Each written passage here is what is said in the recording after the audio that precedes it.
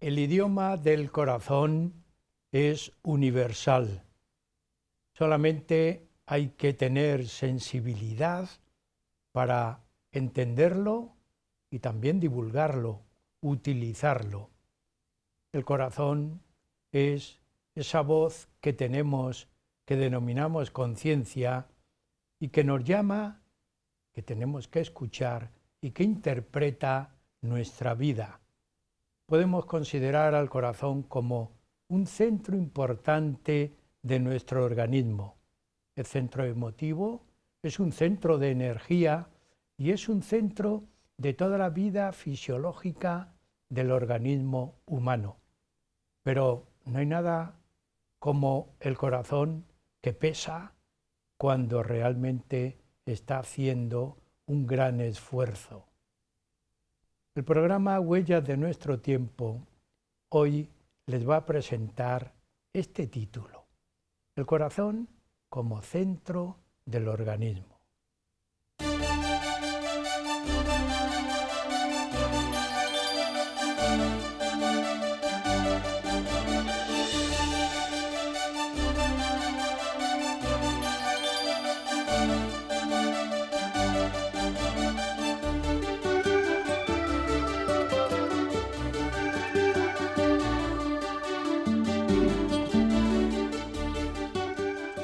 El corazón es el órgano que más trabaja en el cuerpo humano. El corazón es el que envía la sangre a todas las partes del organismo. El corazón es el que realiza el gran esfuerzo, pero él no solo lo hace, sino está imbuido, diríamos, de todas las influencias que le llegan al cuerpo a través del aparato circulatorio. Es, por tanto, una pieza importante de este sistema de circulación. El corazón es el ideal de la persona. ¿Qué haríamos nosotros si no tuviéramos y no pensáramos en el corazón? Por ese motivo consideramos que hablar hoy en el programa es complementar un primero que ya les ofrecimos a ustedes con un tema muy amplio, genérico, pero también un tema muy ilustrativo, porque ilustraba al alma humana. Se denominó en aquel programa el tema con este título: el corazón en la historia. Hoy les vamos a presentar un segundo programa un poco más concreto: la anatomía, la fisiología, las patologías del corazón y también lo que supone el esfuerzo para este organismo, para este músculo y para este órgano.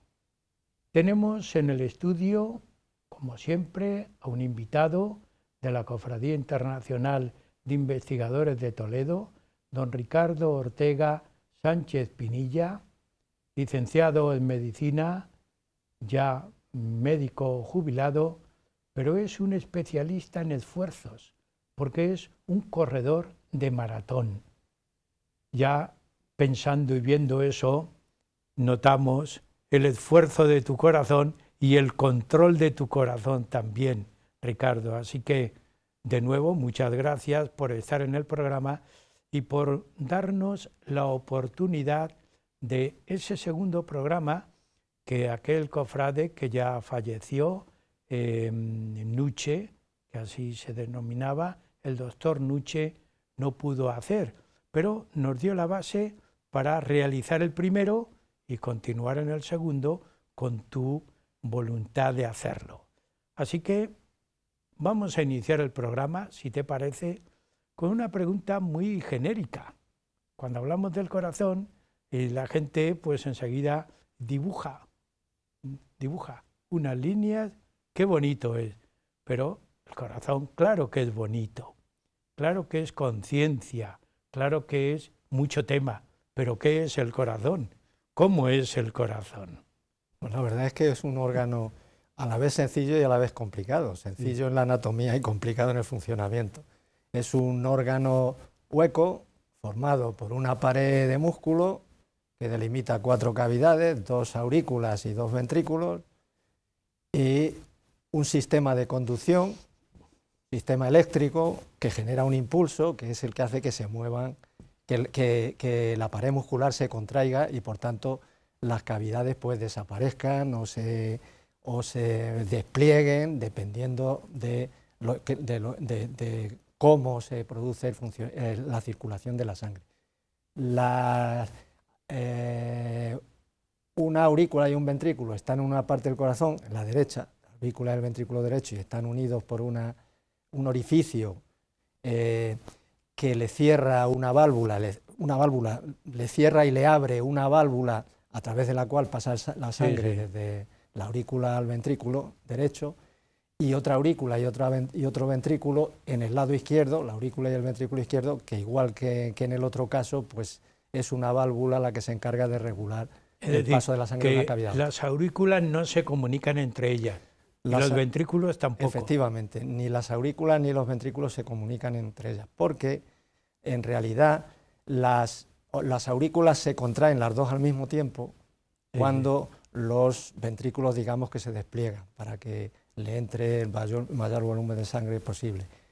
Y al revés, cuando los ventrículos se contraen los dos a la vez para expulsar la sangre de su cavidad, pues las aurículas es cuando se despliegan para que a ellas les entre la sangre que llega del resto del organismo. Es decir, tiene una función diríamos, de distribuidor. Otro término que no hemos utilizado anteriormente. Efectivamente, tiene una función de distribuidor y además de generador de movimiento de la circulación. O sea, la misión del corazón es la de mantener constantemente en movimiento la sangre a través de todo el sistema circulatorio, es decir, de los vasos. Y además tiene otra peculiaridad, la sangre tiene una peculiaridad, que tiene que, por una parte, tomar oxígeno del aire y por otra, llevarlo a los músculos e introducirlo en ellos. Por lo tanto, el corazón tiene la doble función de, por una parte, mandar sangre a los pulmones para que cojan oxígeno y, por otra parte, esa sangre que ya tiene oxígeno, mandarle al resto del organismo para que puedan funcionar las células. Una imagen muy ilustrativa. Arriba están las aurículas, ¿verdad? Las dos, sí, efectivamente, y debajo los dos ventrículos. ¿Y los ventrículos? En paralelo y, lógicamente, sin unir, sin tener ninguna comunicación, salvo cuando el corazón tiene un defecto de nacimiento, que hay un orificio entre la pared que delimita ambos ventrículos, y entonces eso sí que hace que se produzca de forma anormal una comunicación, o bien entre las dos aurículas o entre los dos ventrículos. Pero que eso no es corriente. No, eso es bastante raro. Sí. Pertenece a un sistema circulatorio, es decir, que todo tiene en el cuerpo humano una armonía, ¿no? Yo utilizo un término que a mí me ronda mucho en la cabeza. Todo se sucede, todo está hilado una cosa con otra, y en el organismo ocurre lo mismo. Hay una armonía, ¿verdad?, en el sistema circulatorio. Ese sistema circulatorio del que forma parte el corazón, pues está formado por una red de vasos que están constituidas por las arterias, que son los vasos que salen del corazón y que por lo tanto llevan la sangre o bien a los pulmones o bien al resto del organismo, y las venas, que son las que traen de retorno la sangre al corazón, o bien de los pulmones o bien del resto del organismo. Y luego existe una conexión entre las arterias y las venas, digamos una zona de transición que corresponde a los capilares, en los que ya la sangre, pues, que ha entrado en las células o en los músculos en este caso, cuando se produce un movimiento, pues retorna por las venas al corazón. Es decir, el funcionamiento del corazón es el que impulsa todo estos mecanismos, ¿no? Claro, es el que mantiene en continuo movimiento a la sangre para que pueda llegar a todas las partes del organismo y cumpla con su misión. La misión de la sangre son varias, la más importante es la de aportar oxígeno, y es la que cuando la primera que se resiente cuando el corazón se para, no llega oxígeno al resto del organismo, entonces nos morimos, ¿no? La segunda es la de transportar elementos nutritivos, energéticos, para que a la hora del movimiento pues el músculo tenga energía suficiente para poder realizar sus contracciones, y también transportar sustancias reguladoras como son las hormonas para contribuir a que el funcionamiento de diferentes órganos pues sea correcto, ¿no?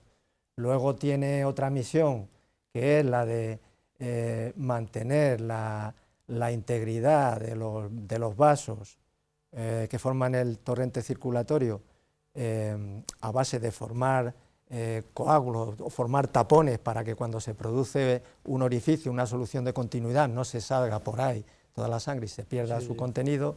Y luego tiene otra función, bueno, diríamos otras dos. Otra que es la de regular el equilibrio entre el líquido o el plasma que tenemos en el organismo y los iones, y luego otra muy importante que es la de ser un ejército que va a donde el organismo tiene una serie de células que son las que luchan contra aquellos lugares del organismo donde se produce un intento de colonización por parte de gérmenes infecciosos que se está produciendo prácticamente continuamente. Es decir, cuando tenemos una herida, sale la sangre. Efectivamente, y bueno, aunque nosotros podemos ejercer un cierto trabajo aplicando una torunda o algo para detener la hemorragia, pero al final quien repara todo eso es la propia sangre. Ya. Y el corazón interviene a través de ese sistema circulatorio, ¿no es así? En el organismo tenemos alrededor de 5 litros de sangre, ¿no? Un poquito, las mujeres de 4,5 a 5 y los hombres de 5 un poquito más, ¿no? Y el corazón está manteniendo en movimiento continuo esos 5 litros de sangre a través de todo el sistema circulatorio. De tal manera que en reposo pues, se calcula que por término medio lo que se llama el gasto cardíaco, que es la cantidad de sangre que bombea el ventrículo izquierdo en una sola contracción, multiplicado por el número de veces que se contrae, que coincide con la frecuencia, que es la frecuencia cardíaca, ¿no?, de trabajo, pues viene a ser eso que se llama volumen minuto, o gasto cardíaco viene a ser de unos 5 litros por minuto. ¿Eso qué significa? Pues que si nos fijamos en una célula, un glóbulo rojo, ese glóbulo rojo pasa una vez cada 5 minutos por el corazón, ¿no? Y a medida que va aumentando la frecuencia cardíaca, porque se necesita para hacer frente a cualquier actividad de la vida cotidiana, pues entonces va aumentando la frecuencia con la que ese glóbulo rojo va pasando por el corazón. Es decir, que el corazón es vital, no solamente porque lo pensamos, sino por su ejecución, es importante y único además. Y si no funciona el corazón, no hay un sustituto. Sí, porque se dice que en el sistema circulatorio funciona como un segundo corazón la musculatura de las piernas, para ayudar con sus contracciones a exprimir los vasos que tenemos en las piernas y que no se quede remansada ahí la sangre y aparezcan los edemas, etcétera. Y además que esas venas también sirven en cierta forma como una especie de almacén de reserva para que cuando se necesite que haya más sangre circulante, pues la que hay ahí detenida en ciertos momentos de reposo, pues pase al torrente circulatorio. Entonces, a esos músculos se les suele llamar un segundo corazón, pero desde luego, si no fuera por el funcionamiento del corazón, ellos tampoco podrían funcionar. Hablamos de venas y de arterias. ¿Cómo podemos hacer una distinción entre una y otra? Arteria, pues, vena, vena-arteria. Sí, ahí además hay que hacer un matiz que ahora diré. Las arterias son, como he dicho, los vasos que salen del corazón, es decir, que llevan sangre desde el corazón a otro lugar del organismo. Y las venas son las que lo traen de retorno. Ahora bien, hay unas venas especiales y unas arterias especiales. La arteria especial es la arteria que sale del ventrículo derecho porque esa va a los pulmones. Y entonces la sangre que esa arteria lleva a los pulmones es una sangre que ya ha gastado el oxígeno en los lugares donde se necesitaba que se utilizara, y esa sangre se denomina sangre venosa porque es muy pobre en oxígeno y rica en el producto que se genera en las reacciones metabólicas, que es el anhídrido carbónico. Entonces, esa arteria, la arteria pulmonar, lleva la sangre, conduce la sangre a los pulmones. Y aunque se llama arteria, lo que lleva es sangre venosa, sangre pobre en oxígeno. Y luego tenemos también unas venas, que son las venas pulmonares, que son las que retornan o traen de vuelta la sangre de los pulmones a la aurícula izquierda. Y la sangre de esas venas es como la de las arterias que distribuyen la sangre al organismo. Es decir, es lo que se llama una sangre arterializada, que ya ha cogido el oxígeno, o ha captado el oxígeno de los pulmones, y entonces ya es rica en oxígeno y lo pasa al ventrículo izquierdo para que ya sea distribuido al resto del organismo.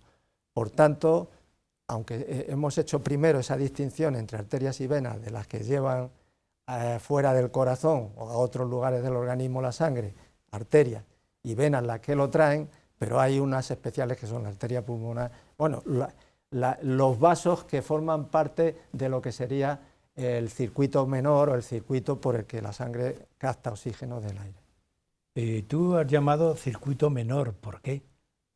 Pues porque es un circuito mucho más simple que el otro, y además pues también más corto. Está compuesto por la arteria pulmonar, se divide en dos ramas, cada una va a uno de los pulmones, y ahí se va ramificando más, y ahí es donde va captando la sangre. Y luego viene por 4 venas que entran directamente al corazón, a la aurícula izquierda, y ese es el circuito menor. Pero luego esa sangre sale de la arteria aorta, que es la que inicia, digamos, el circuito mayor, y nada más iniciarse la arteria aorta, pues ya empiezan a salir arterias que van hacia los brazos, arterias que van hacia el cerebro, luego a medida que va descendiendo la aorta van saliendo ramas para el tubo digestivo, etcétera, etcétera, hasta que llegan a los músculos, que para que podamos movernos, podamos hacer todas las actividades de la vida cotidiana, necesitan trabajar y necesitan el combustible para el trabajo. Y luego, de ahí vuelven también por una serie de ramificaciones que van confluyendo desde muchos lugares hasta entrar por la vena cava a la aurícula derecha. Muy interesante, complicado, pero el hombre hace muchos esfuerzos. Aparentemente, cuando estamos sentados y la gente dice, no hago ningún esfuerzo, yo creo que no es verdad, no es así. ¿Cómo funciona el corazón en eso que llamamos esfuerzo-actividad, aunque sea una actividad sedente? Bueno, pues funciona con lo que he dicho antes del gasto cardíaco, que he cometido un error. Un glóbulo rojo no pasa cada 5 minutos, sino cada minuto, porque es 5 litros por minuto, es decir, toda la sangre pasa por el corazón en un minuto. Entonces, ¿qué sistema tiene el corazón para poder aumentar, para poder hacer frente a un esfuerzo? Pues la de aumentar el gasto cardíaco. Según los datos de hace bastantes años, a lo mejor ahora ha mejorado la raza humana, el gasto cardíaco máximo que se había encontrado en deportistas de alto nivel era de unos 30 litros por minuto. Es decir, que el corazón bombea 30 litros cada minuto. ¿Y eso cómo se produce? Porque generamos más sangre, no, la sangre es la misma. La sangre sigue siendo 5 litros. Entonces, ¿qué pasa? Que la tiene que bombear con más frecuencia. El corazón tiene 2 formas de hacer frente a un esfuerzo. Una, aumentando la cantidad de sangre que bombea en un minuto, que en reposo, o sea, que bombea en un solo latido, que en reposo no es toda la que tiene dentro. Entonces, con el esfuerzo, pues llega a quedarse casi vacío, prácticamente Es vacío. decir, expulsa toda la sangre que tiene. Va expulsando cada vez sí. más cantidad hasta que ya no le queda nada en cada latido, luego ya le va entrando, ¿no? Y la otra, más importante, es la de aumentar la frecuencia de trabajo, la frecuencia de contracciones, y en lugar de contraerse, pues, la media, digamos, que puede ser de 60 latidos por minuto, es decir, contraerse 60 veces en un minuto, pues va aumentando hasta la frecuencia cardíaca máxima de cada persona. Ricardo, para los que nos ven y escuchan, esos latidos, cuando nosotros controlamos la tensión y decimos, el ritmo cardíaco tiene 75 pulsaciones, ¿se refiere a eso? Sí, efectivamente, los latidos del corazón, que es la frecuencia de trabajo del corazón, sí, la frecuencia con la que se contraen sus paredes para que la sangre fluya, pues se puede notar en el organismo poniéndose la mano en el pecho y localizando la punta del corazón y viendo el empuje que hace sobre la pared torácica, ¿no? O en cualquier arteria, como por ejemplo las radiales del antebrazo, cualquier sitio donde pasa una arteria, que su pulsación, digamos, su dilatación y contracción, a la vez que el corazón expulsa o no sangre, pues se puede notar también, y contando ese número de presiones que notamos en los dedos, en un minuto pues tenemos lo que llamamos la frecuencia cardíaca o las pulsaciones por minuto. Ya, todo eso ya veremos cómo se controla, pero eso también es necesario el control, ¿no? Porque muchas pulsaciones... Bueno, no, vamos a ver, sí, esas pulsaciones se producen por el sistema que he dicho al principio que tenía el corazón, el sistema de conducción, el sistema de generación de impulsos eléctricos, que a través de los haces y las ramas que tiene y que están incluidas dentro de la pared muscular, pues son las que mandan las señales para que el corazón se contraiga. En reposo mandan una señal, 60 señales en cada minuto. Pero a medida que uno va haciendo un esfuerzo, ese sistema también de generación de impulsos y de transmisión va generando unos impulsos con más frecuencia cada vez, y entonces pues el corazón va trabajando cada vez con más frecuencia, y eso es lo que hace que se puedan alcanzar hasta 30 litros por minuto, es decir, que ese glóbulo rojo que pasaba una vez cada minuto, pues ahora pasa 30 veces.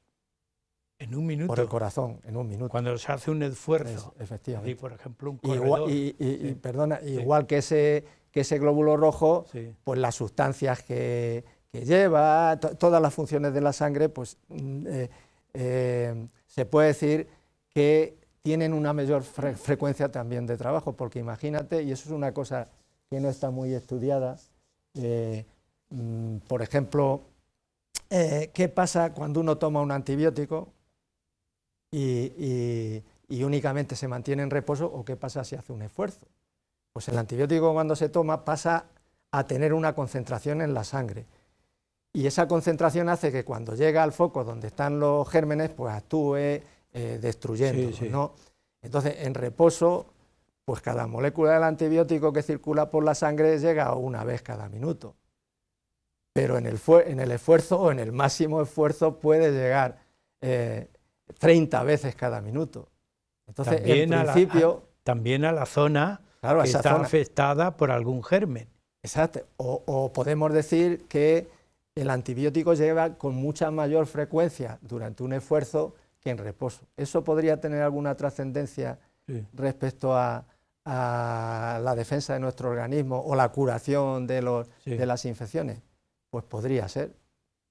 Pero no se ha estudiado eso aún. Es una hipótesis de investigación. Bueno, pues Ricardo, tú que eres un investigador, y además un investigador que lo aplica, porque tú estás haciendo y controlando ejercicios a atletas, a deportistas, pues ahí tienes un campo que hay que... En su día pensé cómo estudiarlo, pero es muy complicado. Habría que buscar una muestra importante, ¿no? Una muestra con un seguimiento. Eso no se puede hacer en poco tiempo, Claro, eso no, sabemos es complicado. cómo se investiga. Aquí el oxígeno interviene muchísimo en el funcionamiento del corazón, pero también otras partículas. Nosotros cuando nos alimentamos, por supuesto va a nuestro gran saco, pero también todo eso, a través de qué mecanismos se va distribuyendo, que va interviniendo a la vez en ese esfuerzo que tú marcabas. No, es que en reposo también el corazón tiene un papel clave en eso, porque cuando comemos, hacemos la digestión y de ahí, de los alimentos, se desprenden los principios inmediatos, hidratos de carbono, grasas y proteínas, bueno, luego también las vitaminas, los minerales y el agua, que el organismo absorbe, el tubo digestivo lo absorbe y va a parar a las venas que llevan la sangre al corazón. Y entonces el corazón luego a través de las arterias lo va distribuyendo allí donde se necesita. Generalmente lo lleva a zonas donde se almacena, sobre todo en el músculo y en el hígado, para luego utilizar los hidratos de carbono, las grasas, durante el esfuerzo, ¿no? Pero a veces también tiene que hacer uso, los músculos tienen que hacer uso de eso que les llega, en lugar de que pase al almacén, pues una parte puede ser utilizada directamente. Bien, llegamos a la mitad del programa, pero continuamos con el esfuerzo, porque no solamente es interesante, sino también de aplicación de toda la estructura que estamos hablando del corazón. Así que hacemos un descanso. También a ustedes, amigos, como siempre, animarles a que continúen después del descanso con nosotros.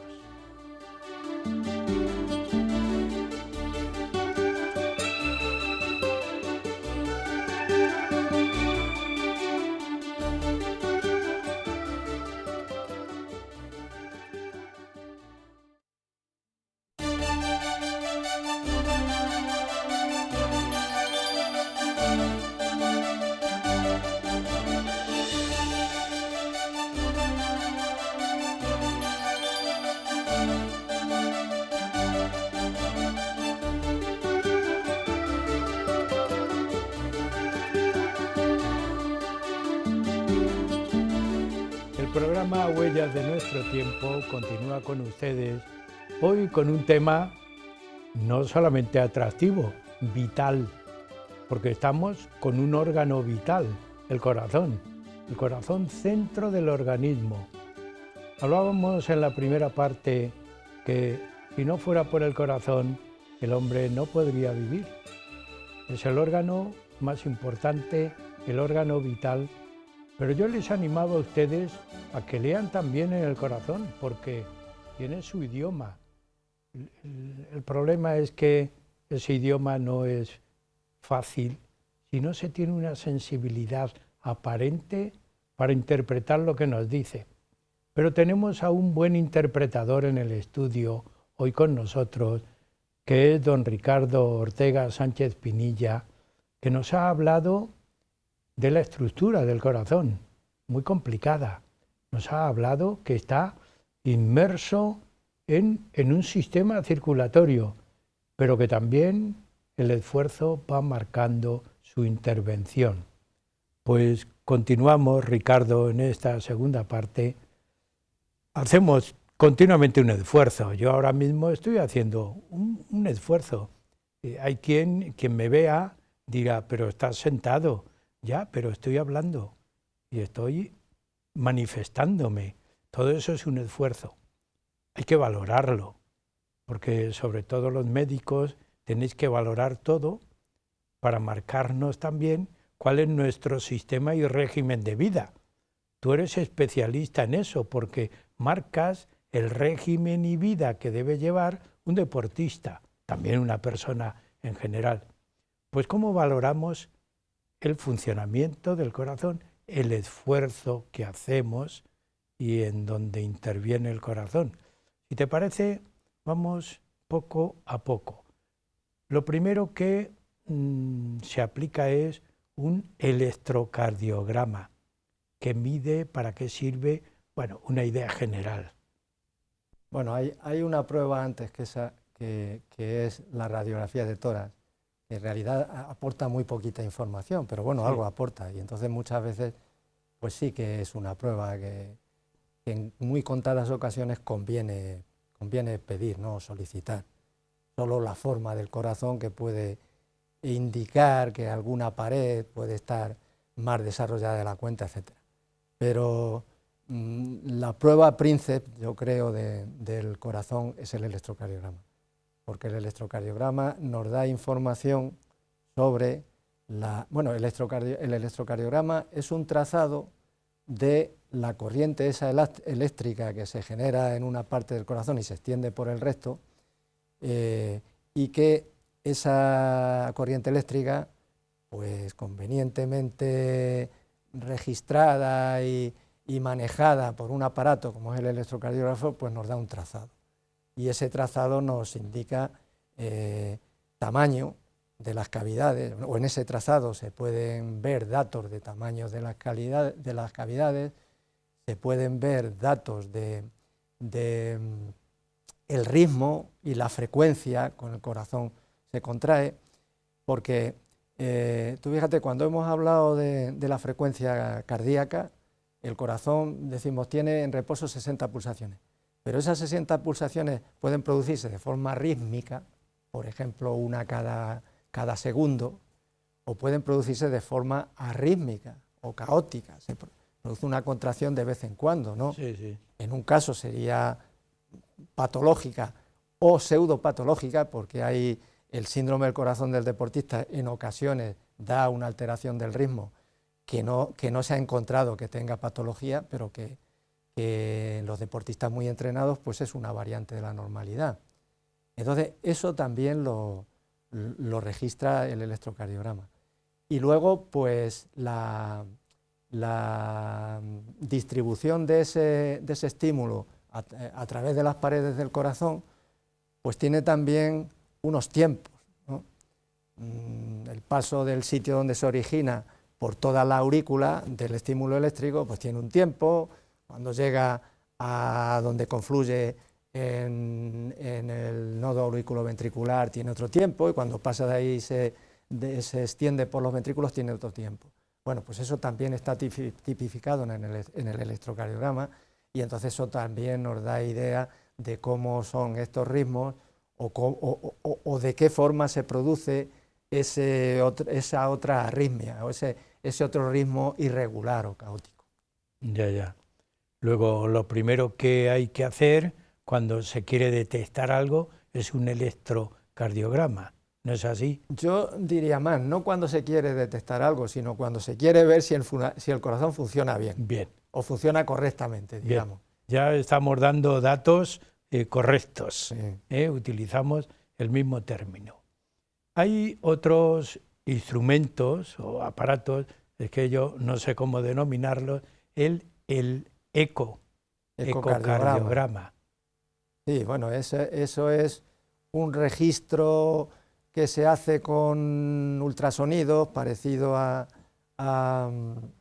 las ecografías que se hacen en ginecología, ¿no? Para ver el feto, etc. Y eso lo que nos da es una valoración ya mucho más precisa de si el tamaño de las paredes es el correcto, si las cavidades son muy amplias o son muy pequeñas, y luego también el funcionamiento correcto de las válvulas, porque no hemos precisado al principio, hemos dicho que había válvulas que regulaban el paso de sangre de una cavidad a otra, de la aurícula al ventrículo derecho y de la aurícula izquierda al ventrículo izquierdo, pero también hay otras válvulas que regulan la salida a través de la arteria pulmonar del ventrículo derecho y la salida a través de la arteria aorta desde el ventrículo izquierdo. Entonces, esas válvulas se abren y se cierran a la vez. Cuando las dos válvulas que separan las aurículas de los ventrículos se abren, las otras dos se cierran, las que regulan la salida a través de los grandes vasos, de los dos grandes vasos. Y al revés, cuando las válvulas que separan la aurícula de los ventrículos pues se cierran, entonces las otras dos se abren para que salga a través de ahí la sangre. Entonces, ese funcionamiento correcto de esas válvulas, que cuando no funcionan bien traen bastantes problemas, pues también se puede comprobar con el electrocardiograma, otra función del ecocardiograma. El ecocardiograma. Yo he escuchado muchas veces, oye, hay que hacer una prueba de esfuerzo a gente que puede tener algún problema, alguna patología, pero también eso lo debéis hacer a los deportistas. ¿Es así la cuestión? Hombre, una prueba de esfuerzo. Sí, yo no sé en quién se empezó primero a realizar pruebas de fuerza, si en enfermos o sanos. Lo que sí puedo decir es que probablemente una prueba de esfuerzo es más útil en una persona enferma o que puede tener una enfermedad que en una persona sana, si no es para detectarle que tiene alguna patología subyacente, pero me refiero a los deportistas. Sí. Pues una prueba de esfuerzo en un deportista te da una idea de la capacidad cardiorrespiratoria que tiene, del consumo de oxígeno, que muchas veces tampoco tiene mucha utilidad a la hora del entrenamiento, porque funcionamos por otros parámetros, ¿no?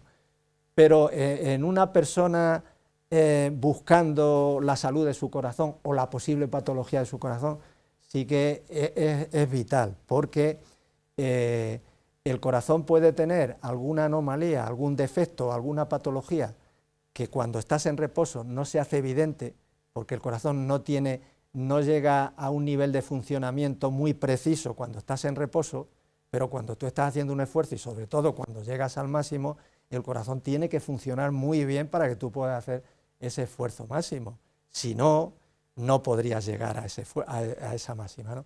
Y entonces, ¿qué pasa? Pues que hay defectos, problemas o enfermedades del corazón que se ponen de manifiesto justo durante el esfuerzo y no en reposo. Y entonces la forma de detectarlo antes de que den un problema más serio.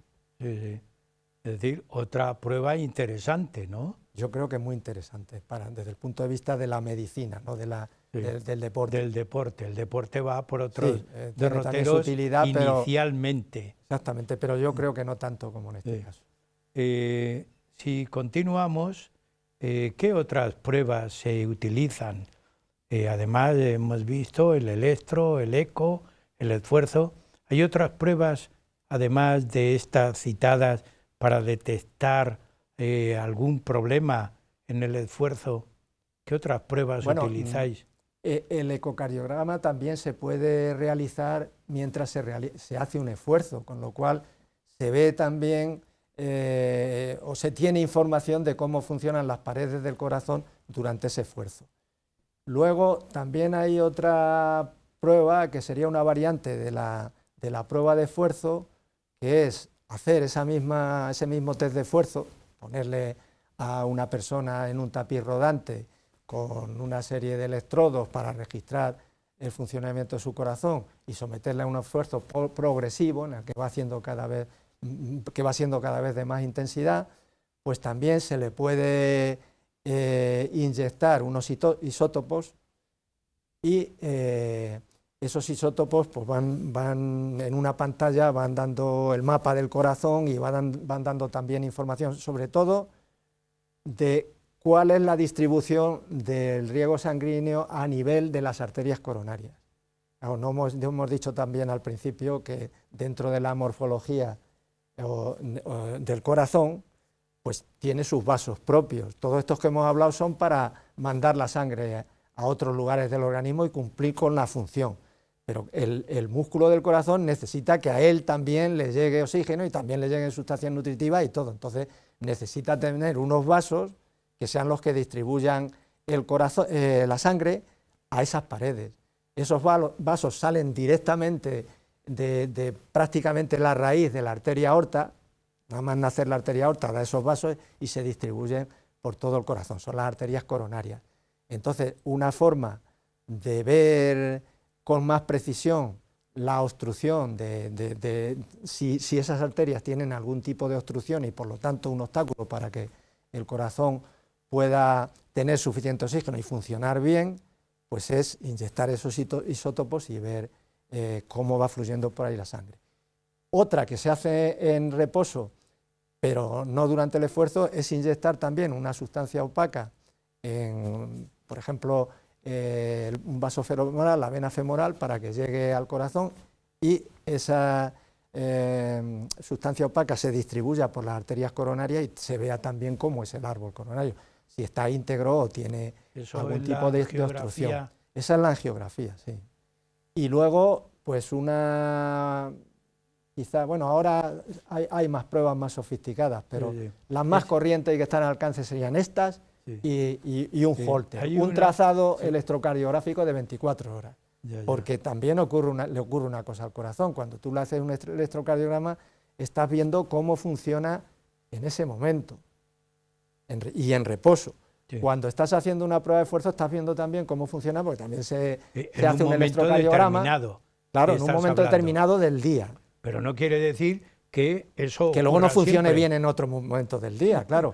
Y entonces, en una prueba de esfuerzo estás viendo también cómo funciona, pero cómo funciona en el momento que le estás haciendo la prueba de esfuerzo. Sí. Entonces, ¿cómo te aseguras que a lo largo de las 24 horas el corazón está funcionando bien? Por ejemplo, cuando estamos durmiendo, puede que tenga un problema y no le detectan ¿Hay esa también prueba. alguna prueba? Pues eso es lo que se llama el Holter, un registro electrocardiográfico de 24 horas.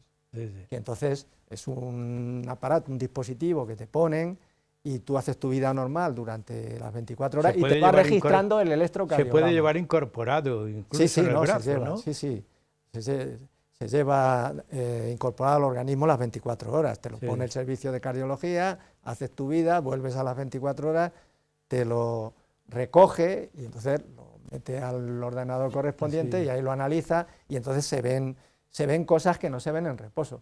Por ejemplo, yo puedo decir una anécdota mía, yo ahora ya no lo sé, pero cuando en su día yo me hice un estudio para presentar las variantes del corazón durante el esfuerzo o las pseudo o variantes de la normalidad durante el esfuerzo con el entrenamiento intenso, pues yo me hice todo tipo de pruebas, una de ellas el Holter, y ahí se veía que yo tenía pausas que podían llegar hasta 2 segundos de parada del corazón por la noche durmiendo. Eso es una cosa que solo lo puedes detectar con eso.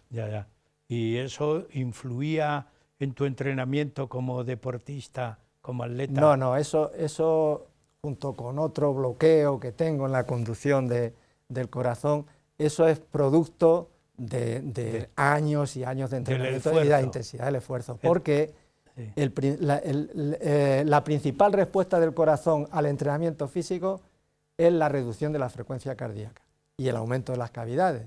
Es decir, que las cavidades de tu corazón son un poco más grandes, son capaces de albergar más sangre y por lo tanto con una contracción del ventrículo izquierdo mandar más que el de una persona sedentaria, pero al mismo tiempo las paredes el músculo tiene que tener suficiente fuerza para manejar eso. Entonces, como la cavidad crece y en un solo latido el corazón de un deportista es capaz de mandar más sangre al resto del organismo que en un sedentario, pues necesita contraerse menos veces en un minuto que el corazón del sedentario, entonces está ahorrando trabajo. Sí, muy interesante todo esto y aunque estamos en la última parte del programa, pero es obligado el pensar, el corazón tiene unas patologías, su estructura tiene unas patologías, aunque sea citarlas, las más importantes también en esta parte del programa, pues yo te lo cuestiono. Sí, la principal y que es la primera causa de muerte es la patología de las arterias coronarias, ¿no? La arteriosclerosis, que es un proceso que hace que se formen placas en el interior de los vasos, en este caso de las arterias coronarias, que van estrechando la luz y van haciendo que cada vez pase menos sangre a través de ello. Entonces, cuando la obstrucción es suficiente como para dar patología durante el esfuerzo, porque hasta que no es muy amplia en reposo no lo suele dar, pues lo que ocurre es que cuando le haces una prueba de esfuerzo a una persona que ya tiene obstrucción de las arterias coronarias, pero él no nota nada, es que en el esfuerzo, como el corazón necesita más oxígeno, le tiene que llegar más sangre. Como no puede llegarle, nota esa falta de sangre en forma de dolor, que es la angina de pecho, ¿no? Cuando esa obstrucción progresa y cierra completamente una parte de la luz del vaso, pues todo el tejido cardíaco al que ese vaso lleva sangre, pues se interrumpe y entonces no le llega oxígeno, entonces se muere y es lo que se produce el infarto. Y entonces esa zona que se muere del corazón tiene una influencia grande sobre el sistema de conducción y hace que se altere la conducción eléctrica y que se pare el corazón. Entonces se produce la muerte súbita, hay mucha gente que vemos que se muere de repente, ¿no? Esa es la principal patología. Luego podemos tener patologías en el tamaño del corazón, en el miocardio, que serían lo que llamamos miocardiopatías, ¿no? Hipertrofias de las paredes, y que esas, cuando... Bueno, hay una hipertrofia fisiológica que es la del deporte, la que da el deporte, que en algunas ocasiones, muy poquitas, es difícil de distinguir de la patológica, pero por regla general se distingue bien, y luego la miocardiopatía hipertrófica, que da lugar a patología y que esa lo que lleva es una insuficiencia cardíaca, aunque también a veces puede producir muerte súbita. Luego tenemos alteraciones del sistema de conducción, del impulso eléctrico, que van desde arritmias o taquiarritmias, es decir, que el corazón ya en reposo trabaja con una frecuencia muy alta o más alta de lo normal. Tenemos las bradiarritmias, que es que el corazón en condiciones patológicas funciona con una frecuencia muy baja, y ahí hay que distinguirlo también de la frecuencia de los deportistas. Yo la frecuencia cardíaca más baja que he encontrado en un deportista fue un ciclista que tenía 28 pulsaciones, cuando yo hice algún pinito como médico de un equipo ciclista, y en un electrocardiograma tenía 28 pulsaciones en reposo. Es decir, no eso es se movía. fruto de su entrenamiento. No, él estaba en reposo y estaba muy bien con esas pulsaciones, y luego cuando se movía, lógicamente, pues su frecuencia subía. Y eso digo que es fruto del entrenamiento porque, claro, el corazón tiene una reserva de funcionamiento desde el reposo hasta el esfuerzo, que es lo que se llama la frecuencia cardíaca de reserva. Cuanto más grande esa reserva, pues más esfuerzo puede hacer la persona. ¿Sí? No es lo mismo que el corazón suba desde 60 pulsaciones, vamos a poner, a 170, que pueda ser su frecuencia cardíaca máxima, que suba desde 28 a 170.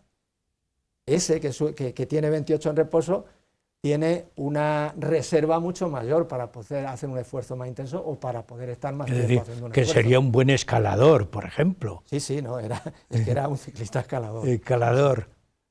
Bahamontes sería de esa línea. Probablemente podía tener por ahí, yo no tengo datos de Bahamontes a ese respecto, pero no se lo marcaron nunca. No, sí, a lo mejor nunca se le ocurrió, porque en la época del todo la medicina deportiva no estaba tan avanzada, no se sabía tanto sobre el esfuerzo, y a lo mejor no se le ocurrió tomarse las pulsaciones. Está influyendo, Ricardo, el esfuerzo, el deporte está influyendo en el esfuerzo, está influyendo en el corazón. O sea que eso está claro, ¿no? Claro, ¿Está en proporción directa o cómo está? Es en el que más influye. Bueno, si hablamos de deporte, hay diferentes tipos de deporte, ¿no? Sí. Entonces hay algunos que no le hacen trabajar mucho al corazón. Deporte, quizá la gimnasia deportiva, que es un deporte más de fuerza y tal. Pero aquellos deportes que son de esfuerzo largo, esfuerzo prolongado, como el ciclismo, la natación de una determinada distancia, la carrera a pie, el triatlón que hay ahora, el remo, etcétera, todos esos que son esfuerzos prolongados, pues el corazón es clave. El corazón es clave. Y el mejor indicador de que el entrenamiento está surtiendo efecto son las modificaciones que se van produciendo en el corazón. Estamos al final del programa, pero siempre cuando intentamos resumir un poco el tema, y mucho más en donde hay un médico y puede aconsejar, ¿qué podemos aconsejar a nuestros telespectadores? Hombre, que cuiden el corazón, que se cuiden, pero algo muy especial o específico sobre el esfuerzo, los trabajos, el deporte, porque hay deportistas que se ponen a iniciar carrera y no saben si pueden correr o no. ¿No es así? ¿Qué les podemos aconsejar en general? Bueno, el primer consejo genérico que daría es que cuando uno hace ejercicio para mantener o mejorar la salud de su aparato cardiovascular o de su sistema transportador de oxígeno, que comprende el aparato circulatorio y el respiratorio, pues tiene que hacer un esfuerzo que su corazón tiene que alcanzar un determinado trabajo, si no probablemente no le sirva para nada. ¿Cuál es ese trabajo que tiene que alcanzar? Pues tiene que alcanzar por lo menos el 60% de su frecuencia cardíaca máxima, que se puede estimar en 220 menos la edad. Es decir, una persona que tenga 40 años, si restas a 220, 40, serían 180. Entonces, el 70% de eso, esa persona tendría que alcanzar el 70% de eso con el esfuerzo que haga.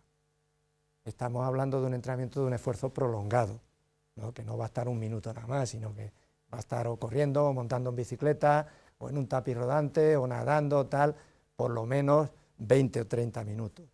Entonces tiene que alcanzar eso, si no, no hay garantía de que ese estímulo sea suficiente para mejorar el aparato cardiovascular.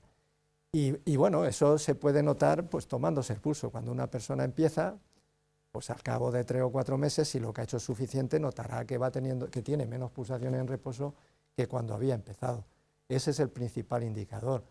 Y luego, pues cuando uno empieza a hacer un esfuerzo de estas intensidades, que ya en algunas personas puede que requiera que no que anden, sino que pasen a correr, porque si no, no es estímulo suficiente, pues puede quedar la duda de si con una determinada edad puede tener algún problema subyacente que no aparece. Entonces, durante mucho tiempo se ha debatido en la institución a la que yo pertenezco, el American College of Sport Medicine, si la conveniencia o no de exigir o de pedir una prueba de esfuerzo para eso. Se llegó a la conclusión de que no a todos, sino solamente a aquellos que tengan o bien factores de riesgo o bien tengan algún dato que pueda indicar que tienen una patología. Entonces, lo que yo le diría a los que empiezan es que estén atentos a los avisos de su organismo. Sí. Si tienen dolor en el pecho, si notan alguna irregularidad en el pulso o algo, pues eso. Sí. Pero si no notan nada, sí, es muy difícil que puedan tener algo, porque es que una persona que hace eso está haciendo lo mismo que el paciente al que le someten a una prueba de esfuerzo. ¿Para qué le someten a la prueba de esfuerzo? Para ver si tiene una patología subyacente. Entonces, esa actividad que él hace va a sacar a flote si tiene algún problema. Es decir, tiene que controlar el ritmo cardíaco, en definitiva. Sí. Eso sería una conclusión a todo esto que estás hablando. Llegamos al final del programa. Yo, como siempre, tengo que agradecer al invitado que colabore y participe. Y Ricardo, tenemos algo muy pendiente que tú debes estudiar. A mí me interesa mucho que puedas tú ofrecer todo ese conocimiento y esa investigación que haces sobre el esfuerzo físico y la repercusión en la salud, que lo podamos ofrecer en algún programa. Así que yo te emplazo a ese momento. Así que muchas gracias. Y también a ustedes, como siempre, agradecerles que Huellas de Nuestro Tiempo de momento no falla. Todas las semanas con ustedes en su casa. Muchas gracias.